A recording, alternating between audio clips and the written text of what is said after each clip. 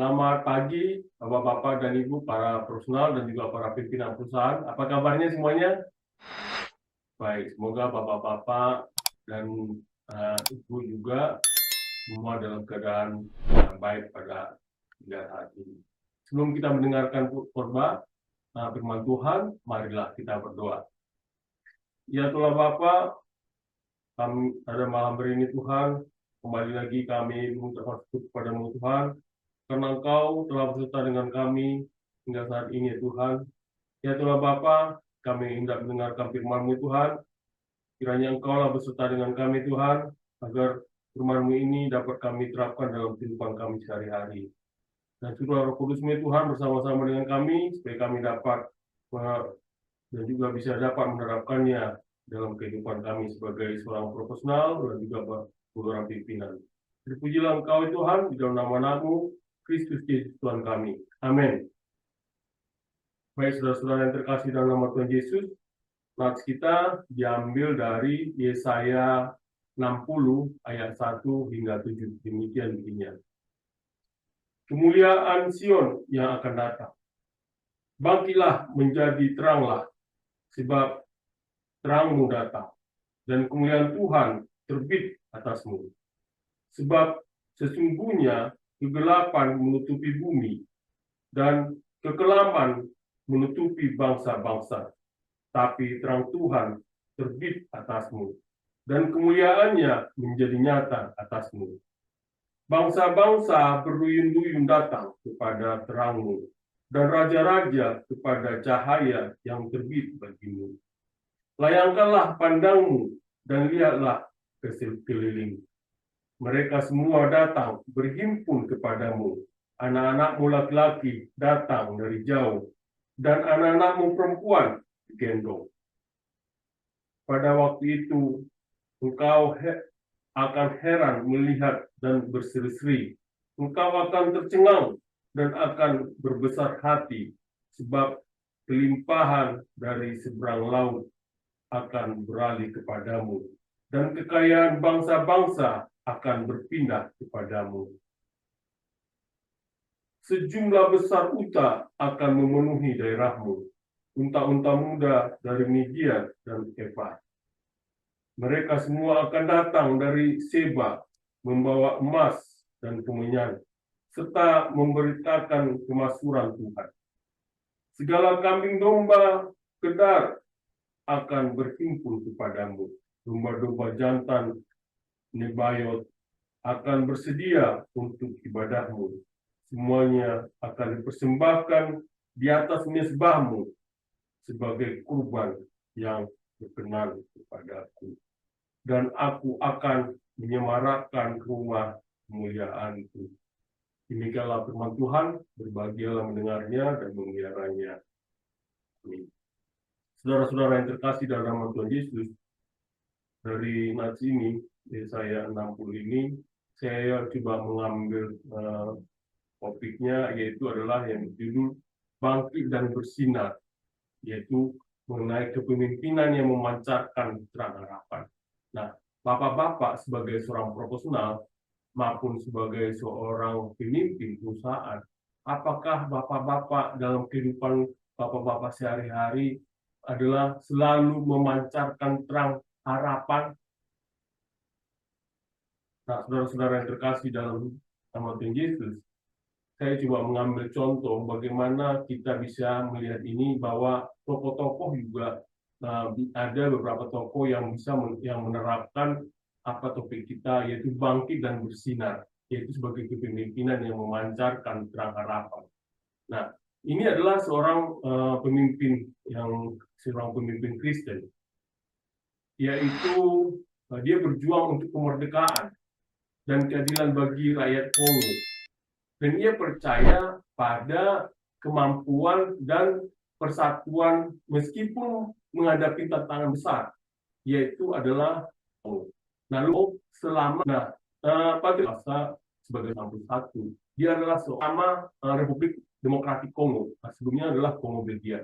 Nah, setelah negara ini meraih kemerdekaan pada 30 Juni 1960, ia adalah simbol perlawanan terhadap kolonialisme, penindasan, dan eksploitasi imperialisme di Afrika. Kehidupan dan perjuangannya mencerminkan gagasan tentang kepemimpinan yang bangkit untuk membawa cahaya harapan di tengah kegelapan kolonialisme. Nah, Patrice Lumumba adalah contoh kepemimpinan yang mencerminkan rise and shine, seperti yang tertulis di Yesaya 60 ayat 1 sampai 7 ini. Dia membawa cahaya harapan bagi rakyatnya dan menantang kekuatan-kekuatan gelap kolonialisme dan imperialisme. Meskipun hidupnya dipotong singkat, visinya untuk Kongo yang bebas, bersatu dan berdaulat tetap menjadi inspirasi bagi generasi berikutnya di seluruh dunia. Nah, kita bisa mempelajari bagaimana sih seorang Patrice Lumumba ini. Dia lahir tanggal 2 Juli 1925 di Onalua, sebuah desa kecil di Provinsi Kasai, yaitu wilayah yang saat ini berada di bawah kekuasaan kolonial Belgia. Ia berasal dari suku Tetela, salah satu kelompok etnis yang tinggal di wilayah tengah Kongo. Nah, Lumumba tumbuh dalam keluarga yang sederhana dan seperti banyak orang Afrika pada masa kolonial. Ia menghadapi diskriminasi dan pembatasan pendidikan yang diberlakukan oleh pemerintah kolonial Belgia. Nah, Lumumba memperoleh pendidikan dasar di sekolah misi Katolik, tapi tidak memiliki akses ke pendidikan tinggi. Namun ia dikenal sebagai pembelajar mandiri dengan kecerdasan dan kemampuan retorika yang luar biasa. Nah, ketika dewasa, ia bekerja sebagai pegawai pos di Stanleyville, sekarang namanya Kisangani, atau Leopoldville, sekarang namanya Kinshasa. Dalam posisi ini, ia mulai menunjukkan minat mendalam dalam literasi dan politik. Nah, selama bekerja sebagai pegawai, Lumumba aktif dalam menulis artikel politik untuk surat kabar lokal. Tulisan-tulisannya sering membahas ketidakadilan kolonial dan menyuarakan hak-hak rakyat Kongo. Ia menjadi suara yang memperjuangkan kesetaraan, hak asasi manusia, dan penghormatan terhadap rakyat Afrika. Nah, selama masa kolonial, pada saat itu kolonial Belgia mengeksploitasi sumber daya alam Kongo secara besar-besaran, termasuk karet dan mineral, dengan menggunakan kerja paksa. Nah, rakyat Kongo mengalami diskriminasi berat dalam pendidikan, kerjaan, dan hak-hak politik. Nah, pada akhir 1950-an, gerakan kemerdekaan mulai muncul di Kongo. Itu didorong oleh dekolonisasi di negara-negara tetangga seperti Ghana di bawah Kwame Nkrumah. Nah, pada tahun 1958, Lumumba mendirikan Movement National Congolese atau MNC. Itu sebuah partai politik yang berbeda dari partai-partai lainnya karena menyuarakan persatuan nasionalis lintas suku dan agama. Partai ini juga memiliki visi yang jelas untuk mengakhiri kolonialisme Belgia dan memajukan kemerdekaan penuh untuk Kongo. Lalu Lumumba menjadi tokoh utama dalam perjuangan politik Kongo, yaitu berbicara dengan karisma dan kepercayaan diri yang menginspirasi rakyatnya untuk percaya pada kemerdekaan.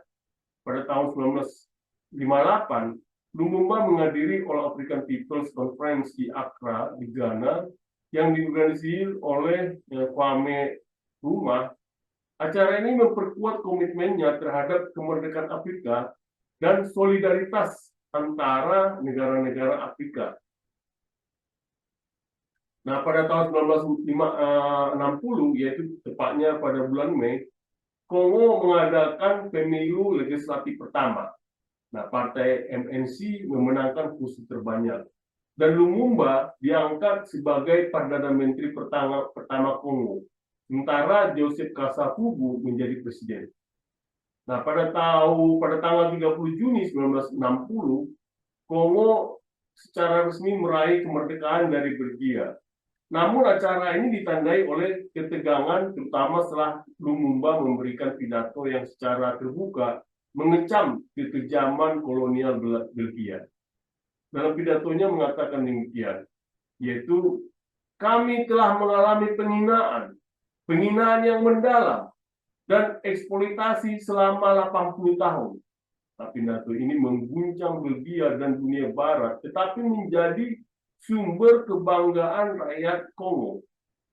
Nah, tidak lama setelah kemerdekaan, Kongo mengalami serangkaian krisis, yaitu pemberontakan militer di daerah di dalam negeri, pemisahan diri Katanga, provinsi kaya mineral yang didukung oleh Belgia, ketidakstabilan politik antara Lumumba dan Presiden Kasavubu. Nah, Lumumba berusaha keras untuk mempertahankan integritas Kongo, tetapi tindakannya termasuk meminta bantuan dari Uni Soviet membuatnya menjadi musuh bagi negara-negara Barat selama Perang Dingin. Nah, pada bulan September 1960, Presiden Kasavubu dan Kolonel Joseph Mobutu, kemudian Mobutu Sese Seko, melakukan kudeta yang menggulingkan Lumumba dari jabatannya sebagai Perdana Menteri. Lumumba ditangkap oleh pasukan Mobutu dengan dukungan dari Belgia dan CIA yang khawatir akan pengaruh Soviet di Kongo. Nah, Lumumba dikirim ke Katanga, di mana ia disiksa dan dieksekusi secara brutal pada tanggal 17 Januari 1961 oleh pasukan separatis yang dipimpin oleh Moise Sombe dengan keterlibatan pemerintah Belgia. Nah, eksekusinya dirahasiakan.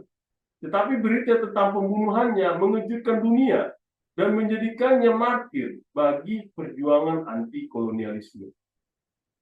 Nah, Lumumba dikenal sebagai simbol perlawanan terhadap kolonialisme dan imperialisme. Ia berdiri teguh pada prinsip-prinsipnya, bahkan dalam menghadapi kematian. Nah, pemimpin-pemimpin Afrika lainnya seperti Nelson Mandela dan Thomas Sankara menganggap Lumumba sebagai inspirasi dalam perjuangan mereka untuk keadilan sosial dan kebebasan. Setelah kematiannya, Lumumba dihormati secara luas, termasuk dengan penamaan universitas, jalan, dan monumen di seluruh dunia. Misalnya, Patrice Lumumba University di Moskow adalah penghargaan terhadap kontribusinya. Nah, pada tahun-tahun berikutnya, keterlibatan Belgia dan negara-negara Barat dalam pembunuhan Lumumba menjadi semakin jelas. Pada tahun 2002, pemerintah Belgia mengeluarkan permintaan maaf resmi atas peran mereka dalam kematian Lumumba. Nah, apa yang kita pelajari dari kepemimpinan seorang Lumumba? Yang pertama adalah nasionalisme dan kemerdekaan sejati. Nah, Lumumba percaya bahwa kemerdekaan sejati bukan hanya tentang pembebasan politik dari penjajah, tapi juga mencakup kontrol penuh atas ekonomi, budaya, dan kesejahteraan rakyatnya.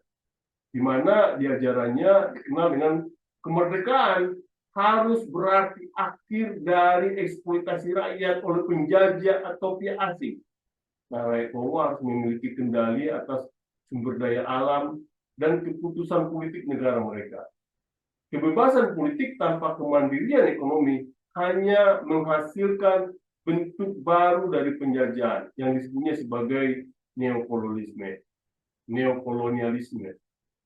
Nah, dalam pidato kemerdekaannya pada tanggal 30 Juni 1960, Lumumba mengecam kolonialisme Belgia dan menyerukan kemerdekaan sejati yang mencakup penghormatan terhadap martabat dan hak-hak rakyat Kongo.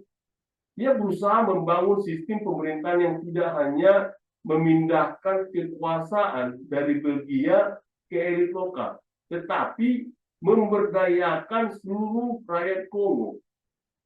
Nah, dalam pidatonya itu, yaitu pidato kemerdekaan Lumumba, menjadi simbol perlawanan terhadap kolonialisme di seluruh Afrika.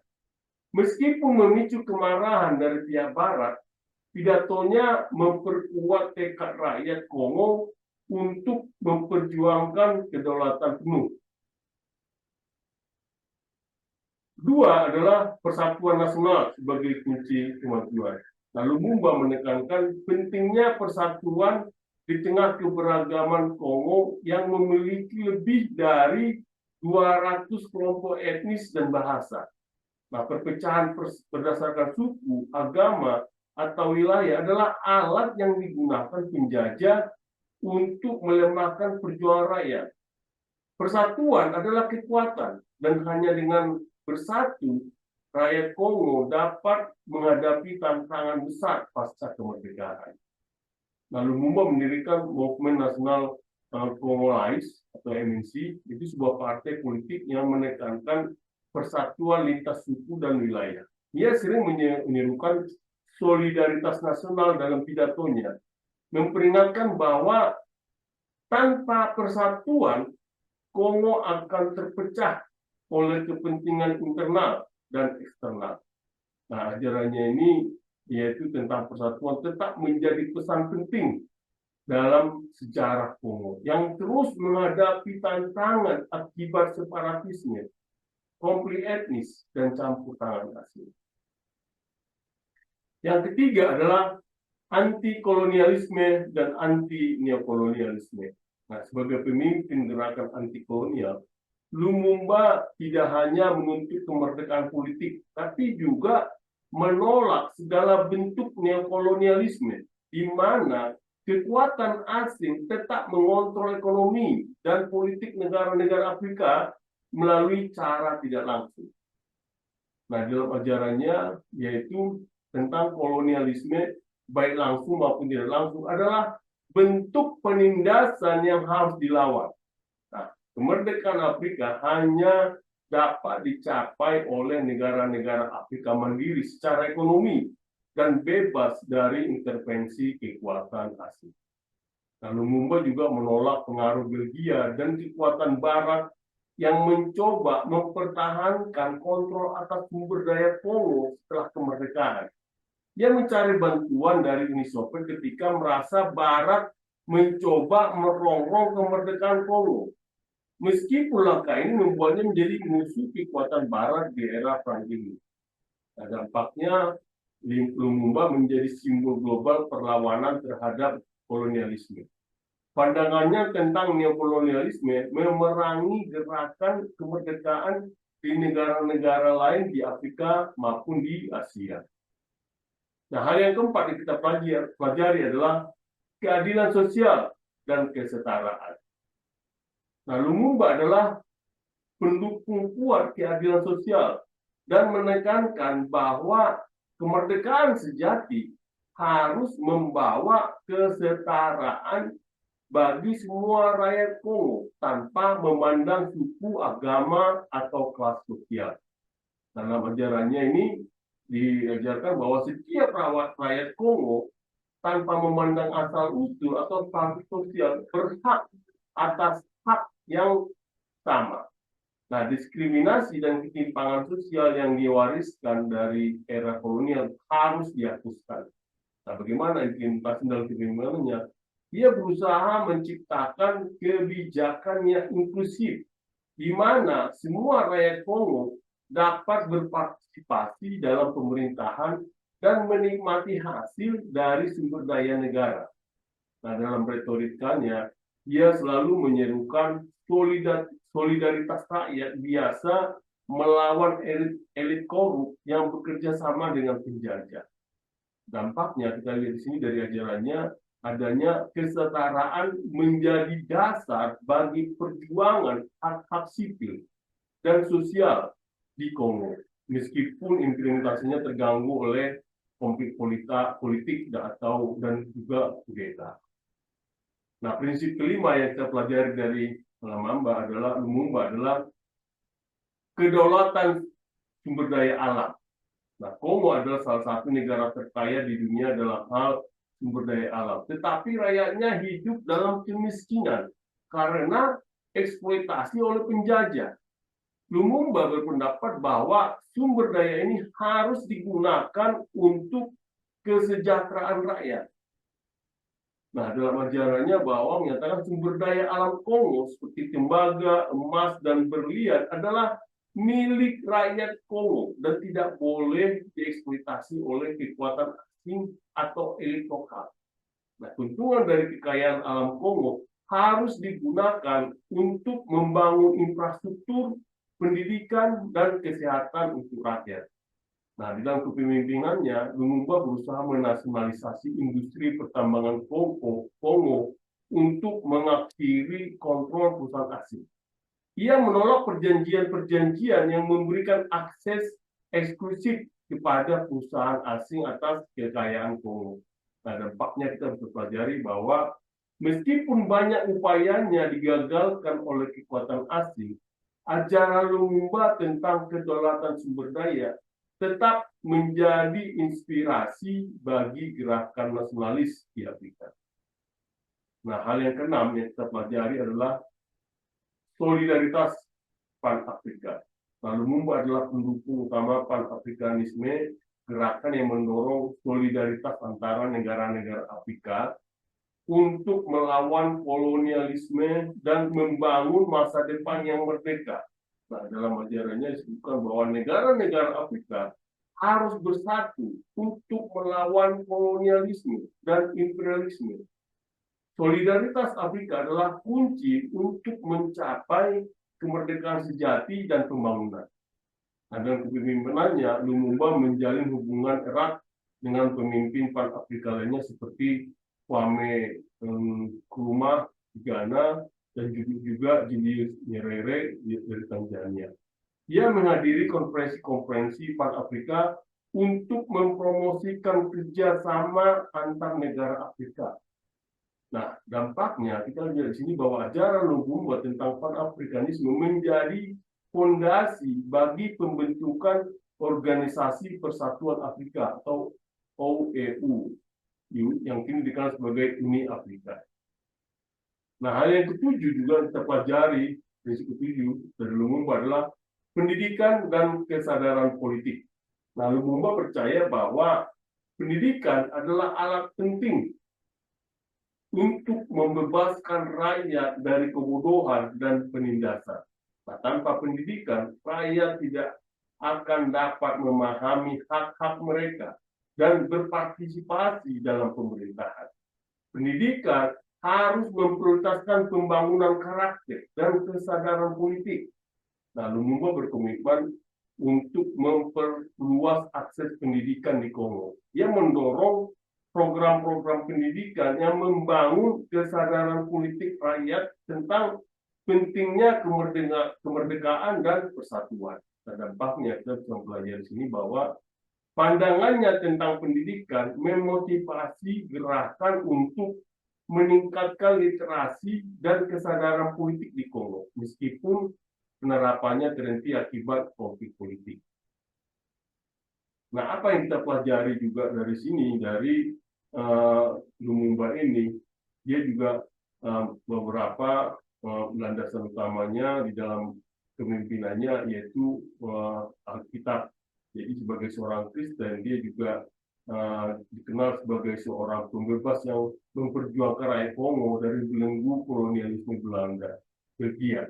Nah, Alkitab memuat banyak ajaran tentang pembebasan dari perbudakan dan penindasan yang relevan dengan perjuangan Lumumba, yaitu dia mengutip di Keluaran 3 ayat 7 sampai 8. Demikian.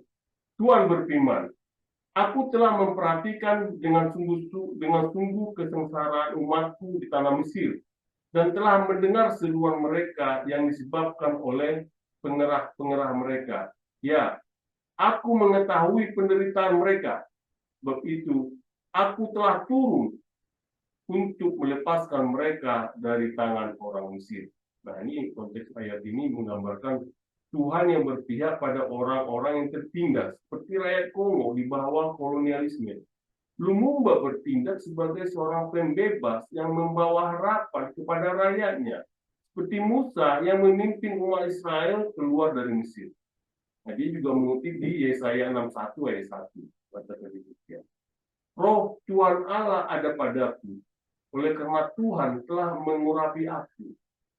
Ia telah mengutus aku untuk menyampaikan kabar baik kepada orang-orang sengsara dan merawat orang-orang yang remuk hati, untuk memberitakan pembebasan kepada orang-orang tawanan dan kepada orang-orang yang terkurung kelepasan dari penjara. Nah ini seperti saya juga, Lumumba merasa memiliki panggilan ilahi untuk membebaskan rakyatnya dari perbudakan dan penderitaan, yaitu membawa harapan baru kepada mereka yang telah lama direndahkan oleh sistem kolonial. Nah, dia juga mengutip di Lukas 4 ayat 18 sampai 19 mengatakan demikian. Roh Tuhan ada padaku, oleh sebab ia telah mengurapi aku untuk menyampaikan kabar baik kepada orang-orang miskin. Ia telah mengutus aku untuk memberitakan pembebasan kepada orang-orang tawanan dan penglihatan bagi orang-orang buta, untuk membebaskan orang-orang yang tertindas, untuk memberitakan tahun rahmat Tuhan telah datang. Nah, ini juga mencerminkan misi Yesus untuk pembebasan yang paralel dengan perjuangan Lumumba untuk membebaskan rakyat Kongo dari kekangan kolonialisme. Nah, kita juga dilihat dari bagian keadilan dan kesetaraan. Di sini Lumumba memperjuangkan keadilan sosial dan menolak diskriminasi dalam segala bentuknya. Ia percaya bahwa semua manusia diciptakan sama dan harus diperlakukan dengan adil, yaitu sebagaimana diajarkan dalam Alkitab. Nah, dalam hal ini dia mengutip di Amsal 31 ayat 8 sampai 9, mengatakan demikian. Bukalah mulutmu untuk orang yang bisu, untuk hak semua orang yang beranak. Bukalah mulutmu, hakimilah dengan adil, dan berikanlah keadilan kepada orang yang tertindas dan yang miskin. Sebagai seorang pemimpin, Lumumba berbicara untuk rakyat Kongo yang tidak memiliki suara. Ia menuntut keadilan bagi mereka yang telah lama tertindas oleh sistem kolonial yang tidak adil. Jadi juga mengutip Mika 6 ayat 4, mengatakan demikian. Telah diberitahukan kepadamu, hai manusia, apa yang baik dan apakah yang dituntut Tuhan daripadamu, selain berlaku adil, mencintai kesetiaan, dan hidup dengan rendah hati di hadapan Allahmu. Nah, ini Lumumba hidup berdasarkan prinsip-prinsip ini, yaitu keadilan, kesetiaan kepada rakyat, dan kerendahan hati dalam melayani sebagai pemimpin. Dia juga mengutip di Yesaya 1 ayat 17, mengatakan demikian.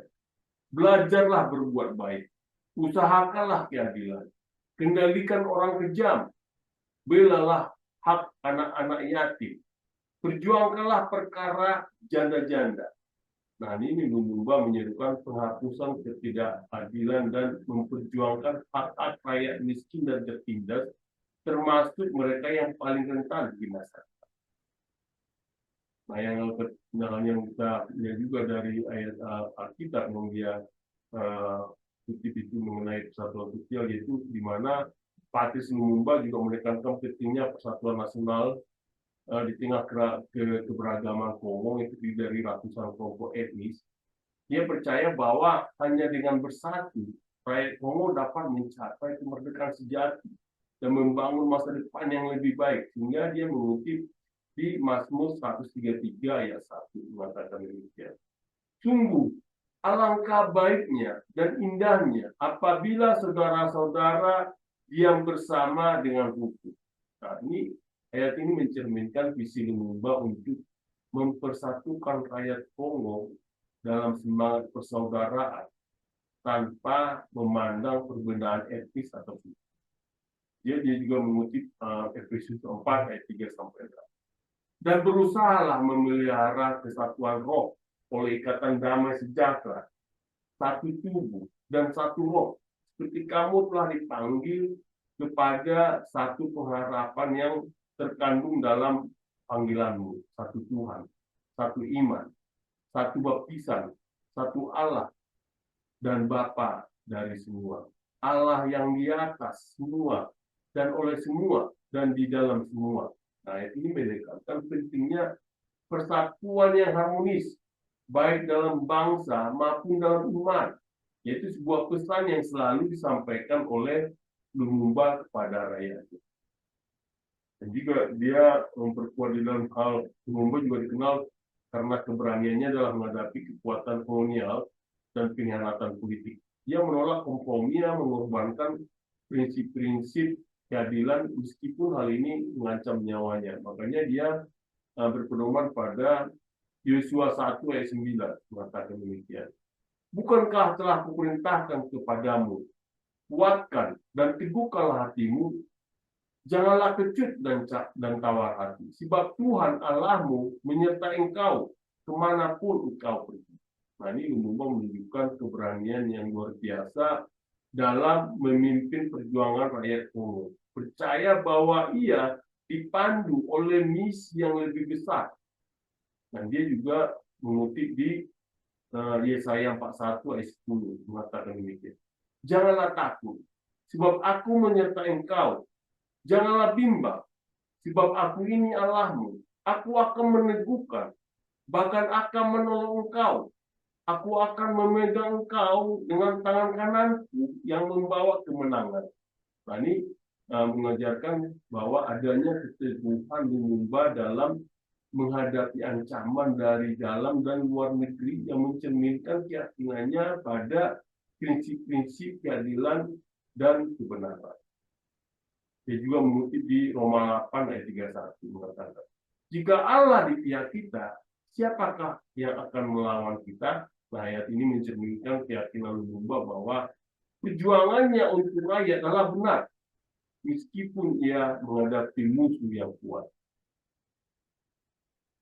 Nah, dan juga Lumumba percaya bahwa kekayaan alam Kongo adalah milik rakyatnya dan harus digunakan untuk kesejahteraan bersama, bukan untuk keuntungan kolonial atau elit tertentu. Nah, ayat-ayat yang dia bisa lakukan di sini adalah Ulangan 8 ayat 18 mengatakan, tetapi haruslah engkau ingat kepada Tuhan Allahmu, sebab dialah yang memberikan kepadamu kekuatan untuk memperoleh kekayaan, dengan maksud meneguhkan perjanjian yang diikrarkannya dengan sumpah kepada nenek moyangmu, seperti sekarang ini. Kekayaan Kongo sangat harus dianggap sebagai amanah dari Tuhan untuk membangun kesejahteraan rakyat, bukan untuk dieksploitasi oleh pihak asing. Nah, juga dia mengambil dari Yeremia 22 ayat 13 mengatakan, celakalah orang yang mendirikan istananya dengan ketidakadilan dan tingkat-tingkat atasnya dengan kecurangan, yang memperbudak sesamanya untuk bekerja dengan cuma-cuma dan tidak memberikan upah kepadanya. Nah, ini Lumumba menolak eksploitasi rakyat Kongo oleh kolonialisme dan mengecam ketidakadilan ekonomi. Saudara-saudara yang terkasih dalam nama Tuhan Yesus, setelah kita tadi mempelajari bagaimana Patrick Lumumba di dalam kepemimpinannya dan juga dia berani melawan kolonialisme, dan di sini kita juga melihat di Yesaya 60 ayat 1 sampai 7 ini. Nah, Yesaya 60 ayat 1 sampai 7 ini adalah bagian penting yang puitis dan penuh visi, yaitu menggambarkan harapan dan kemuliaan Sion setelah pembuangan. Nah, bagian ini termasuk dalam Yesaya ketiga, yaitu di Yesaya 56 sampai di Yesaya 66. Dan mencerminkan aspirasi teologis, etis, dan eskatologis dari komunitas pasca pembuangan. Nah, berikut adalah kita coba melihat dari sisi sejarah, teologis, sastra, etika, dan juga bagaimana kita lihat dari perspektif ilmiahnya. Nah, dalam sejarah bahwa ketika penulisan Yesaya 60 ayat 1-7 ini, teks ini muncul selama atau segera setelah kembalinya umat Yahudi dari pembuangan Babel pada tahun 538 sebelum Masehi, yaitu berdasarkan dekret Raja Persia, yaitu Kores Agur. Nah, meski telah kembali, umat menghadapi berbagai kesulitan, termasuk membangun kembali Yerusalem, memperkuat identitas religius, serta menangani kemiskinan dan ketidakstabilan politik. Dan juga di sini pada saat itu adalah adanya kehancuran fisik dan spiritual Yerusalem menjadi latar belakang penulisan ini. Nah, tembok kota runtuh, bait suci dimaksud Teokris itu tembok kota yang runtuh, bait suci yang hancur, dan juga struktur sosial yang bercerai-berai. Nah, di sini pada saat penulisan ini memang ada pengaruh Persia, di mana ketika ada kebijakan kekasaran Persia yang mendukung agama lokal, yaitu memungkinkan umat Yahudi membangun bait suci dan mempraktikkan agama mereka. Nah, dukungan ini tercermin dalam visi optimistis Yesaya, di mana bangsa-bangsa non-Yahudi digambarkan berkontribusi pada pemulihan Sion. Nah, pada saat di penulisan ini juga disebutkan ada bangsa-bangsa seperti bangsa Median, Eva, Seba, dan maupun Kebar, yaitu di ayat 6. Dia itu mengacu pada wilayah-wilayah yang dikenal karena kekayaan dan perdagangan. Nah, bangsa-bangsa ini melambangkan sumber daya eksternal yang akan mengalir ke Sion, menegaskan kedaulatan Tuhan atas semua bangsa. Dan di sini juga kita pelajari bagaimana pada saat itu mengenai sosial dan agama, di mana para orang-orang buangan yang kembali harus menghadapi mereka yang tetap tinggal di tanah selama pembuangan. Itu disebut sebagai orang-orang tanah. Yaitu menciptakan ketegangan sosial. Nah, visi Sion yang dipersatukan di bawah terang ilahi bertujuan untuk menginspirasi persatuan dan tujuan bersama. Nah, apa yang kita bisa lihat dari sini, karakter dari terdapat di sini ada 4 hal, yaitu tentang karakteristiknya adalah mengenai adalah sisa-sisa umat, di mana komunitas yang dituju dalam Yesaya 60 ini adalah sisa-sisa umat perjanjian, yaitu mereka yang tangguh tetapi rentan. Mereka adalah pembawa janji ilahi dan memikul tanggung jawab untuk membangun kembali kota fisik dan identitas spiritual mereka. Dan juga kita lihat komunitas yang penuh harapan, di mana umat dipanggil untuk bangkit dan bercahaya, yaitu di ayat 1. Perintah yang menyoroti peran mereka dalam memanifestasikan kemuliaan Tuhan, identitas mereka yang dipulihkan dimasukkan untuk memancarkan terang ilahi ke bangsa-bangsa lain. Nah, di sini Yesaya berulang kali menghubungkan dimensi etika kehidupan dengan praktik ibadah seperti yang dijelaskan oleh Gordon Robon dalam bukunya Ethical Dimension of Cult in the Book of Isaiah. Yaitu komunitas ini dipanggil untuk menyelaraskan ibadah mereka dengan keadilan dan kebenaran.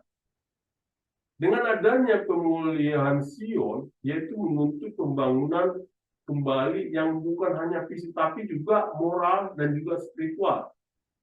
Nah, di sini umat Sion bukan hanya menerima berkat ilahi. Mereka dipanggil menjadi mercusuar bagi semua bangsa, melambangkan penggenapan janji Tuhan kepada Abraham, yaitu dari Kejadian 12 sampai ayat 3. Nah, di sini juga kita melihat di sini mengenai dari tempat-tempatnya, yaitu tentang kedaulatan ilahi. Nah, pusat dari Yesaya 60 ini adalah penegasan kedaulatan Tuhan atas sejarah.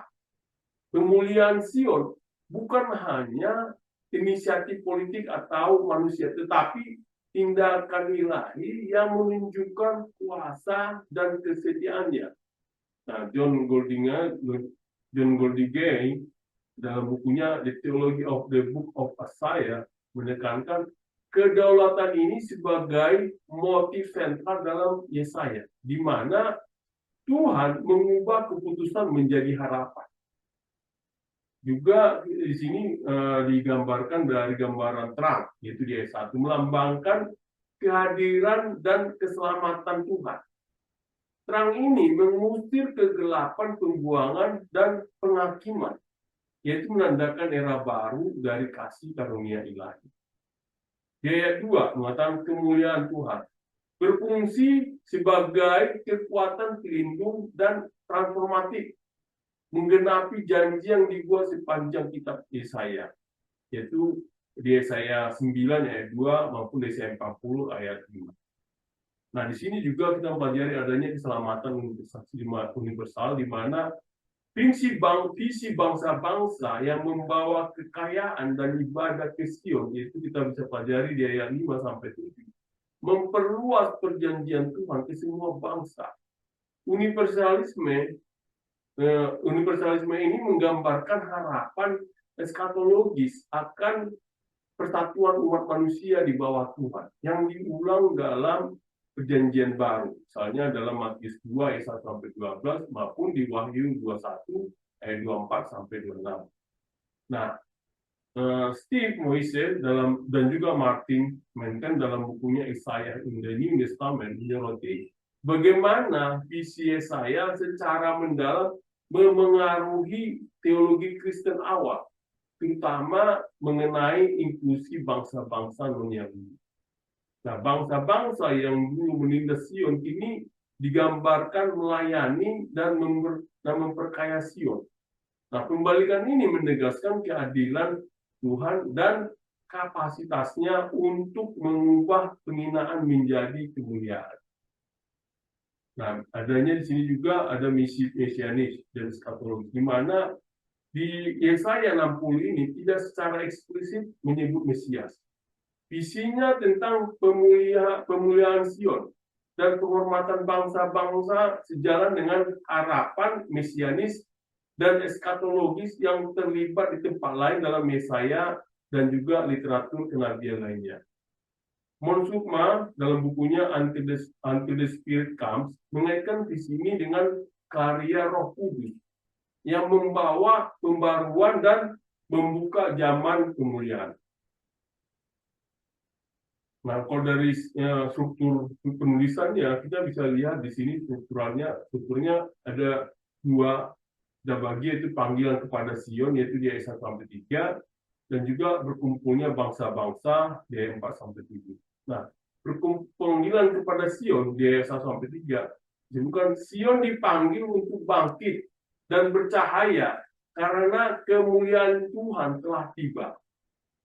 Nah, di ayat 4 sampai 7 yaitu berkumpulnya bangsa-bangsa. Nah, di sini disebutkan bahwa bangsa-bangsa dan kekayaan mereka mengalir ke Sion, melambangkan pengakuan universal dan kedaulatan Tuhan. Kasus ini bergerak dari panggilan khusus kepada Sion ke visi kosmik yang melibatkan semua bangsa. Dan juga kita bisa lihat mengenai terang dan kegelapan, yaitu mewakili bahwa terang mewakili kehadiran Tuhan dan fajar keselamatan, sedangkan kegelapan melambangkan pembuangan dan keterasingan, itu di ayat 1 sampai 2. Nah, di ayat 6 sampai 7 yaitu adalah referensi pada emas, kemenyan, unta, dan kawanan domba. Ini adalah mengenai kekayaan dan kelimpahan, yaitu menunjukkan gambaran ibadah di bait suci dan juga adanya berkat ilahi. Nah, adanya juga gambaran bangsa-bangsa yang mengalir ke Sion menekankan inklusivitas dan daya tarik ilahi. Dan juga kita pernah pelajari ini adalah mengenai simbolisme bangsa-bangsa. Kita bisa melihatkan adanya partisipasi bangsa-bangsa non-Yahudi dalam pemulihan Sion menandakan perluasan perjanjian Tuhan sejalan dengan janji-janji sebelumnya dalam Yesaya, misalnya di Yesaya 2 ayat 2 sampai 4 dan ethics, yaitu di Yesaya secara konsisten menghubungkan perilaku etis dengan ibadah yang diterima. Nah, ini adalah tentang pemuliaan Sion membutuhkan komunitas yang memperhatikan keadilan dan kebenaran. Dan juga di sini diajari bagaimana adanya inklusi dan rekonsiliasi. Nah, di ayat 5 sampai 7 yaitu adalah mengenai inklusi bangsa-bangsa non-Yahudi. Nah, itu menentang kecenderungan eksklusivitas dan menyerukan etika keterbukaan dan rekonsiliasi, yaitu mencerminkan rencana universal Tuhan. Nah, juga adanya tanggung jawab pemimpin, di mana para pemimpin komunitas, terutama para imam, ditugaskan memastikan bahwa Sion mencerminkan kekudusan eksternal maupun internal. Nah, kita sekarang coba membahas satu-satu beberapa ayat ini. Di ayat 1 kita coba bahas, yaitu ayat 1 mengatakan demikian. Jadi saudara-saudara yang terkasih dalam nama Tuhan Yesus, kita coba membahas ayat demi ayat secara terperinci dari segi dimensi teologis, historis, etis, juga sastra, yaitu ayat 1 mengatakan demikian. Bangkitlah, menjadi teranglah, sebab terangmu datang, dan kemuliaan Tuhan terbit atasmu. Nah, ini adalah kita bisa bagi dengan perintah bangkitlah, yaitu adalah seruan kepada Sion untuk mengambil peran aktif dalam mencerminkan kemuliaan Tuhan. Ini menandai pergeseran dari penderitaan menuju penggenapan janji Tuhan. Nah, menurut Goldingay, yaitu dalam bukunya The Theology of the Book of Isaiah, ayat ini menggarisbawahi transformasi Sion dari kehancuran menjadi penerima kasih karunia Tuhan. Nah, terang melambangkan kehadiran, keselamatan, dan kuasa transformasi, yaitu transformasi Tuhan, yaitu ayat 2 maupun di Yesaya 42 ayat 6. Yaitu menurut Warsukma yang punya Until the Spirit Comes, mengaitkan terang ini dengan karya Roh Kudus yang memperbarui dan memperlengkapi Sion untuk menjalankan tujuan ilahi. Nah, kata-kata kemuliaan Tuhan merujuk pada kehadiran nyata Tuhan. Nah, kemuliaan ini sering dikaitkan dengan bait suci, yaitu di Keluaran 40 ayat 34 sampai 35, dan sekarang digambarkan sebagai hadir atas Sion. Nah, menurut Robert dalam bukunya Ethical Dimension of God in the Book of Isaiah, menegaskan bahwa kemuliaan ini bukan hanya fenomena eksternal, tetapi juga tanda pembaruan etis dan spiritual. Nah, secara historis, ayat ini ditujukan kepada komunitas pasca pembuangan yang sedang berjuang membangun kembali Yerusalem dan identitas mereka. Nah, secara eskatologis, ini mengantisipasi pemuliaan Sion sebagai terang bagi bangsa-bangsa. Nah, tema yang digaungkan dalam Wahyu 21 ayat 23 hingga ayat 24. Nah, di dalam kepemimpinan, bagaimana kita menginterpretasikan ini? Dalam kepemimpinan, kata-kata perintah bangkitlah, itu adalah panggilan bagi pemimpin untuk mengambil tanggung jawab dengan keberanian dan kesiapan. Bapak-bapak sebagai seorang pemimpin perusahaan sering dituntut untuk memimpin di tengah ketidakpastian. Dan ayat ini melambangkan pola pikir proaktif yang diperlukan untuk mendorong transformasi. Nah, menurut Calvin Miller dalam bukunya Empower Leader, kepemimpinan dimulai dari kejelasan pribadi. Pemimpin harus memahami misi mereka dan menyadari peran unik mereka dalam menangani jalan bagi organisasi. Juga mengenai kepemimpinan visioner, di sini disebutkan terang melambangkan harapan, kejelasan, dan tujuan. Nah, bapak-bapak sebagai seorang pemimpin perusahaan harus menciptakan dan mengomunikasikan visi yang menggugah dan mempersatukan tim bapak dan ibu. Nah, di dalam bukunya John Goldingay dalam buku Theology of Isaiah menekankan bahwa terang seperti ini berasal dari penyelarasan dengan tujuan yang lebih tinggi. Nah, kemuliaan Tuhan di sini menunjukkan visi misi yang lebih tinggi. Nah, bapak-bapak seorang pemimpin harus menyelaraskan strategi bapak dan ibu dengan nilai-nilai yang melampaui tujuan finansial, dengan fokus pada dampak yang berarti bagi pemangku kepentingan karyawan dan masyarakat. Nah, menurut Greenleaf, dalam bukunya Servant Leadership menyoroti pentingnya melayani orang lain sebagai inti dari kepemimpinan. Nah, bagaimana pelaksanaannya Bapak dan Ibu? Nah, Bapak dan Ibu untuk melaksanakan di ayat 1 ini, Bapak-bapak dan Ibu tentukan dan komunikasikan visi yang jelas untuk organisasi yang selaras dengan misi dan nilai-nilai lainnya. Juga tunjukkan ketahanan dan komitmen untuk bertindak dalam memimpin tim. Juga selaraskan keputusan dengan prinsip-prinsip yang melayani kepentingan yang lebih besar untuk membangun kepercayaan jangka panjang. Nah, di ayat 2, kita baca sini, sebab sesungguhnya kegelapan menutupi bumi, dan kekelaman menutupi bangsa-bangsa. Tetapi terang Tuhan terbit atasmu, dan kemuliaannya menjadi nyata atasmu. Nah, ini adalah kontras antara kegelapan dan terang. Nah, kata-kata kegelapan itu melambangkan keterasingan moral, spiritual, dan sosial umat manusia dari Tuhan. Nah, menurut Richard Beaton dalam bukunya Isaiah's Christ in Matthew's Gospel, melihat ini sebagai gambaran kebutuhan universal dunia akan keselamatan yang digenapi dalam Kristus sebagai terang dunia, yaitu kita bisa lihat di Yohanes 8 ayat 12. Juga terangnya Tuhan yang terbit atas Sion menunjukkan kedaulatannya atas bangsa-bangsa.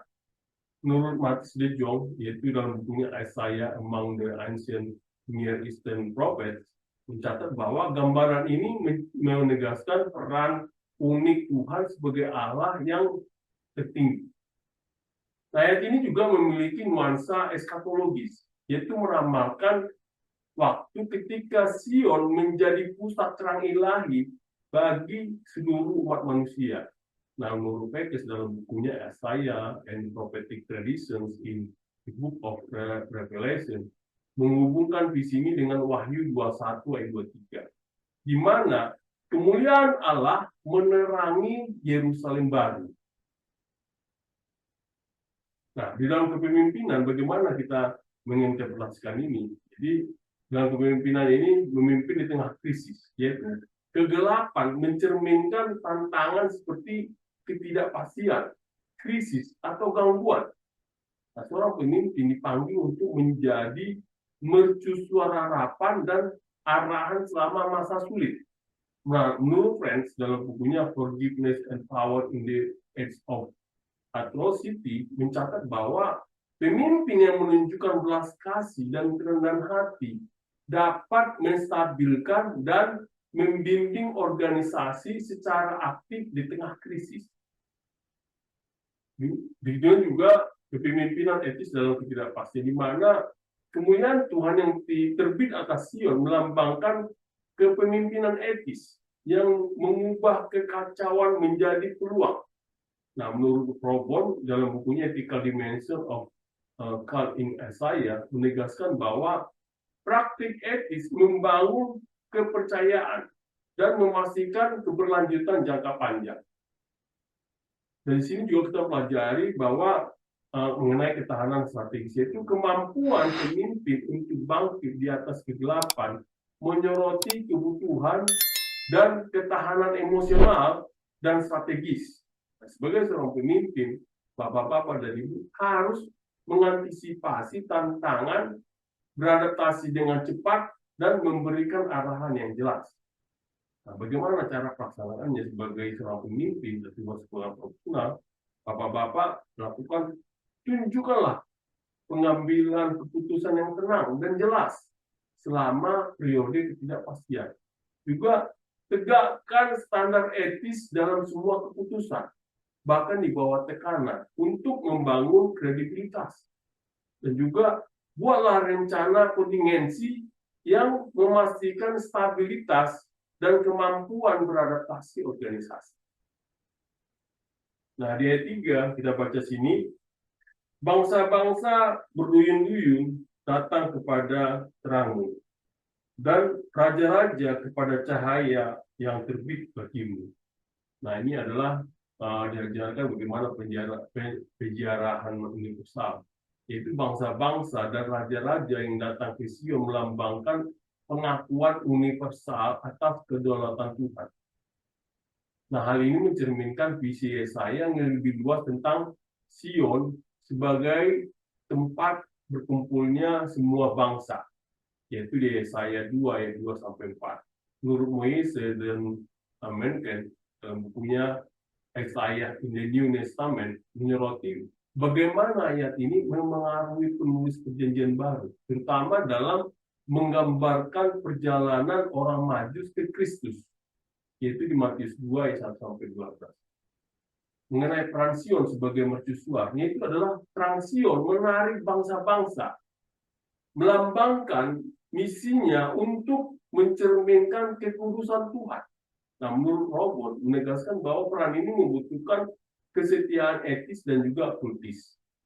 Nah, juga kerajaan eskatologis. Nah, visi ini mengantisipasi kerajaan eskatologis di mana semua bangsa berpartisipasi dalam rencana keselamatan Tuhan, menggenapi perjanjian Abraham, yaitu di Kejadian 12 ayat 3.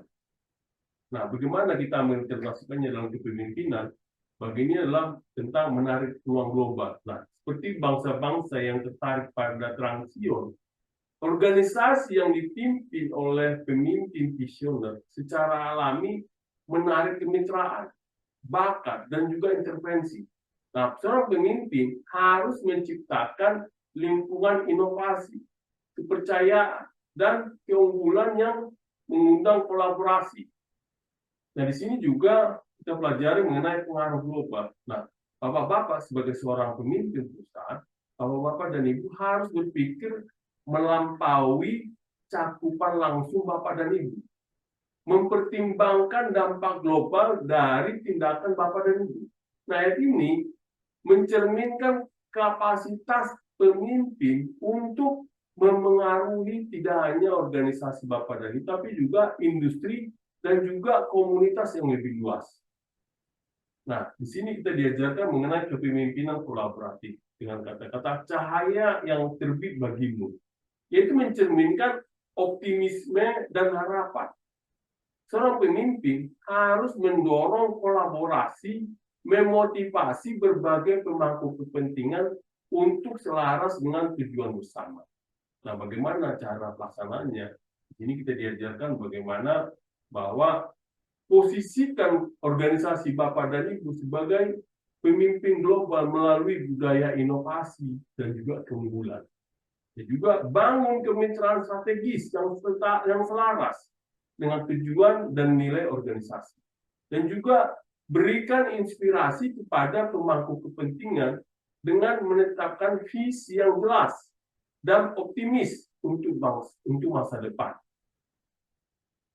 Nah, ayat 4, kita baca sini, layangkanlah pandanganmu dan lihatlah ke sekeliling.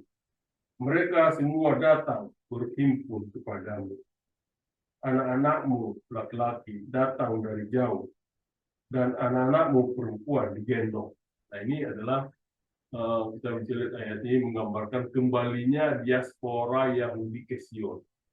Tema utama dalam membuat pasca pembuangan. Nah, menurut David Abe, dalam bukunya When We All Go Home, melihat ini sebagai penggenapan janji Tuhan secara literal dan juga secara simbolis.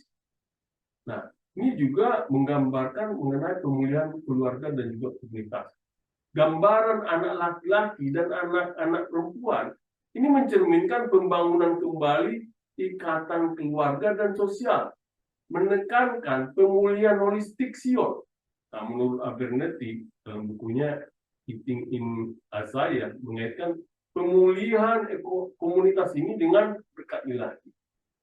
Dan juga kita pelajari di sini adanya rekonsiliasi spiritual, yaitu adalah pengumpulan ini melambangkan kembalinya umat kepada Tuhan secara spiritual. Dalam buku Dioscor Bible Commentary menyatakan bahwa ayat ini mengundang komunitas untuk menyaksikan dampak nyata dan intervensi ilahi. Nah, bagaimana kita bisa melihat dari sisi kepemimpinan? bahwa di sini kita mempelajari adanya membangun kembali kepercayaan dan komunitas, yaitu kembalinya anak laki-laki dan perempuan melambangkan pemulihan. Nah, bapak-bapak seorang pemimpin harus fokus pada membangun kembali hubungan dalam tim bapak dan ibu, menciptakan kepercayaan dan rasa memiliki. Juga ada di sini inklusivitas dalam kepemimpinan, di mana ayat ini menekankan pentingnya inklusivitas. Nah, menurut Miller dalam bukunya Empower Leader, menyoroti pentingnya memastikan setiap orang merasa dihargai dan diberdayakan. Dan juga adanya di sini kekuatan kolektif, di mana kekuatan kolektif terletak pada inklusivitas dan kolaborasi. Nah, bapak-bapak seorang pemimpin harus menciptakan lingkungan di mana semua suara didengar dan dihargai, yaitu mempromosikan kohesi. Nah, bagaimana Bapak dan Ibu menerapkannya? Di sini Bapak-bapak dan Ibu bisa melakukan bangun kembali dan perkuat hubungan dalam organisasi. Juga promosikan keberagaman dan inklusivitas untuk menciptakan tim yang bersatu dan diberdayakan. Dan juga dorong kolaborasi lintas departemen untuk mencapai tujuan bersama. Nah, di ayat 5 kita baca di sini, pada waktu itu engkau akan heran melihat dan berseru-seru. Engkau akan tercengang dan akan berbesar hati. Sebab kelimpahan dari seorang laut akan beralih kepadamu. Dan kekayaan bangsa-bangsa akan berpindah kepadamu. Nah, ini adalah mengenai keceriaan dan transformasi, yaitu katakan di sini berseri-seri, yaitu mencerminkan transformasi internal yang dihasilkan dari kehadiran Tuhan. Nah, menurut Mah, mengaitkan transformasi ini dengan karya roh yang memperbarui dan juga menghidupkan Sion sebagai sumber sukacita. Nah, juga mengenai kekayaan bangsa-bangsa. Di sini disebutkan bahwa kekayaan bangsa-bangsa melambangkan pengakuan mereka atas supremasi Tuhan. Nah, menurut Goldingay, menafsirkan ini sebagai tanda penyediaan ilahi dan kelimpahan eskatologis. Di sini juga adanya respon Sion yang penuh sukacita, menekankan dimensi emosional dan spiritual dari pemulihannya. Menurut Robon, menekankan bahwa sukacita ini harus diwujudkan dalam kehidupan etis dan kesetiaan dalam perjanjian. Nah, di ayat 6 kita membaca, sejumlah besar unta akan memenuhi daerahmu, unta-unta muda dari Midian dan Efa. Mereka semua akan datang dari Seba, membawa emas dan kemenyan. Semua memberitakan kemakmuran Tuhan. Nah, ini adalah mengenai simbolisme bangsa-bangsa. Itu disebutkan adalah bangsa Midian, Efa, dan Seba adalah wilayah yang dikenal karena kekayaan dan perdagangan mereka. Kehadiran mereka menunjukkan kekuasaan universal Tuhan dan pengakuan global akan kemuliaannya. Nah, di sini juga kita pelajari persembahan sebagai ibadah, di mana persembahan emas dan kemenyan melambangkan ibadah dan pengabdian. Menurut Moise dan Menke menghubungkan ini dengan hadiah orang Majus dalam Matius 2 ayat 11 yang menegaskan penggenapan visi Yesaya dalam Kristus. Nah, juga ada pemberitaan puji-pujian di mana tindakan ibadah bangsa-bangsa ini menandakan inklusi radikal mereka dalam perjanjian Tuhan. Nah, menurut Robon menekankan bahwa ibadah sejati membutuhkan keselarasan etis dan juga spiritual. Nah, kalau di ayat 7 kita baca, segala kambing domba kedar akan berhimpun kepadamu. Domba-domba jantan Nebayot akan tersedia untuk ibadahmu. Semuanya akan dipersembahkan di atas mezbahku sebagai korban yang berkenan kepadaku, dan aku akan menyemarakkan rumah kemuliaan. Dan inilah mengenai pemulihan ibadah di bait suci, yaitu referensi pada korban menggambarkan pemulihan ibadah yang benar di bait suci. Dan berkorban menegaskan bahwa korban ini melambangkan pembaruan material dan spiritual. Juga diajarkan di sini mengenai inklusi dalam ibadah, yaitu partisipasi kedar dan nebayot dalam suku Arab, yaitu suku Arab, menunjukkan perluasan perjanjian Tuhan kepada bangsa-bangsa non-Yahudi. Menurut Kraman dalam bukunya The Opponent of Isaiah melihat ini sebagai visi persatuan dan rekonsiliasi. Nah, kata-kata rumah keagunganku, yaitu adalah simbol puncak dari karya pemulihan Tuhan. Menurut Goldingay mengaitkan ini dengan harapan eskatologis di mana kehadiran Tuhan tinggal di antara umatnya. Nah, saudara-saudara yang terkasih dalam nama Tuhan Yesus, lalu apa yang kita pelajari tadi, prinsip-prinsip utama dari Yesaya 60 ayat 1-7 ini sebagai pemimpin? Ada 5, yaitu adalah 1, kepemimpinan visioner, di mana Bapak dan Ibu melakukan, ciptakan, dan komunikasikan visi yang jelas dan inspiratif yang memotivasi tindakan kolektif. Yang kedua, integritas etis, yaitu adalah pimpin dengan transparansi, keadilan, dan komitmen pada prinsip-prinsip etis untuk membangun kepercayaan dan kesuksesan jangka panjang. Yang ketiga adalah inklusivitas dan kolaborasi, di mana Bapak-Bapak melakukan ciptakan budaya inklusivitas dan kerja tim untuk memperkuat kohesi organisasi. Nah, yang keempat adalah ketahanan dalam krisis, yaitu berikan stabilitas dan harapan selama masa ketidakpastian, yaitu menunjukkan kemampuan beradaptasi dan kekuatan. Yang kelima adalah membangun warisan, yaitu fokus pada dampak jangka panjang dan keberlanjutan untuk memastikan kesuksesan yang bertahan lama bagi organisasi. Saudara-saudara yang terkasih dalam nama Tuhan Yesus, setelah kita tadi pelajari bagaimana seorang sosok Patih Lumumba dan juga bagaimana prinsip-prinsip kepemimpinan yang dia lakukan, dan juga dia bagaimana ayat-ayat kitab sebagai dasar kepemimpinannya dia, dan juga kita mempelajari Yesaya 60 ayat 1-7 ini secara detail, dan juga bagaimana tertulis dari anak Yesaya ini bisa diterapkan dalam kepemimpinan. Nah, saudara-saudara yang terkasih dalam nama Tuhan Yesus, Yesaya 60 ayat 1-7 ini adalah cetak biru abadi bagi pemimpin yang ingin menginspirasi, memandu, dan menciptakan dampak abadi. Nah, dengan menyelaraskan kepemimpinan dengan prinsip-prinsip etis, inklusivitas, dan komitmen untuk melayani orang lain, Bapak-bapak sebagai seorang pemimpin maupun seorang profesional dapat memimpin organisasi untuk tidak hanya mencapai kesuksesan, tetapi juga mengubah kehidupan dan komunitas. Nah, bagian ini menantang para pemimpin untuk bangkit di atas tantangan, yaitu menunjukkan tujuan mereka dan meninggalkan warisan keunggulan yang bertahan lama. Stay profesional. Amin. Mari kita berdoa. Ya Tuhan Bapa, terima kasih Tuhan, kami telah mendengarkan firman-Mu Tuhan. Ajari kami Tuhan, supaya kami dapat menerapkan firman-Mu Tuhan dalam kehidupan kami sehari-hari ya Tuhan. Supaya kami juga bisa memperoleh berkat yang daripada-Mu ya Tuhan.